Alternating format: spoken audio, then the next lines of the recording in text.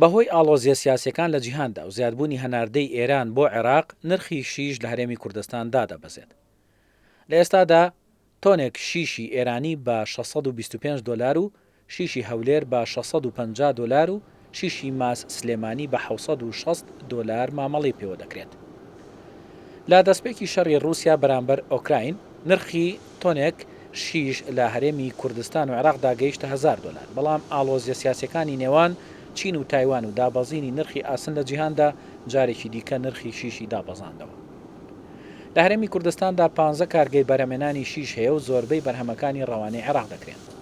کارگەکانی هەرێمی کوردستان پێداویستی لە سەدا 30 ناوخۆی هەرێم و عێراقیان پڕ کردوێتەوە، بەڵام شیشی ئێران لە سەدا 70 پێداویستەکان پڕ دەکاتەوە.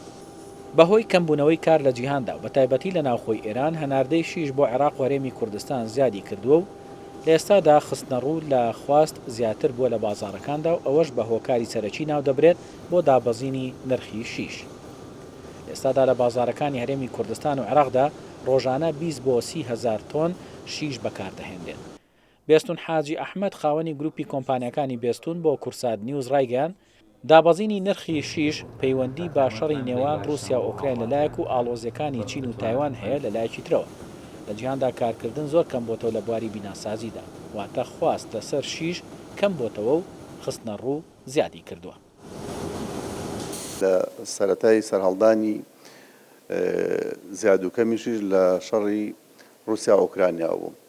لە بدایەتەوە تەبەن کە شیش تقریبا مدەی 15 ڕۆژێک شیش هەڵقشات تاکو 1000 دلار بەرەژوور ڕۆیشت لەو کاتی بدایەتی هەڵگیرسانی شەڕەکە.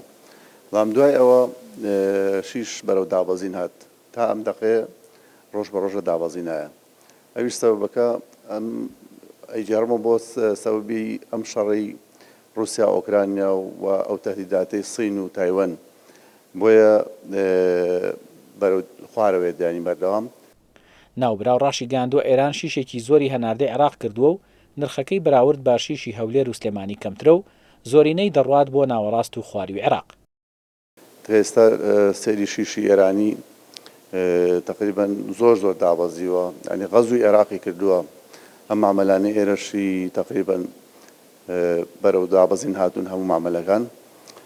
شیشی ئێرانی لە ئێستاە لە ئێران لە حدودی 500 دلارایە، لێرە لە حدودی 625 دلارایە. ئەم مامەلانە تریش بەعام هەمووی لە دابەزینان. هاوکات ئەوەشی ڕوونکردوێتەوە لە عێراقدا جوڵەی کار هەیە، چەند ڕۆژێکی کەمیشە ئەو جوڵەیە لە سلێمانی بەدی دەکرێت. بەڵام ئێستا هەستەکەین بەرەو باشی ڕات، بە تایبەتی لە سلێمانی ماوەی هەفتەیەکە بازار زۆر بەرەو گەرمی ئەڕات، ینی تەلەبیات زۆرە.